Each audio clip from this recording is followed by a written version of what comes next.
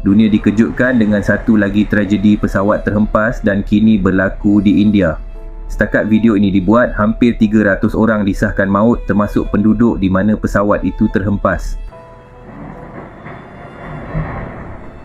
Tapi ada satu kisah menyayat hati ingin aku kongsikan di sini. Tentang keluarga ini. Dr. Pratik Joshi telah menetap di London sejak 6 tahun lalu. Dia telah lama mengimpikan untuk membina masa depan yang lebih baik di luar negara untuk isterinya dan 3 anak kecil mereka yang tinggal di India. Selepas bertahun-tahun perancangan, kerja keras dan sabar, impian itu akhirnya menjadi kenyataan. Hanya 2 hari yang lalu, isterinya, Dr. Komi Vyas, juga seorang profesional dan pengamal perubatan, meletak jawatan daripada pekerjaannya di India.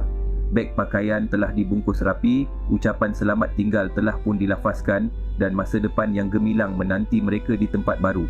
Semalam, kelima-lima mereka penuh dengan harapan, keterujaan dan perancangan untuk ke London. Mereka sempat berselfie dan kemudian foto indah ini dihantar kepada saudara mara sebagai tanda untuk memulakan perjalanan dan membina hidup baru. Tetapi hasrat mereka tidak berjaya.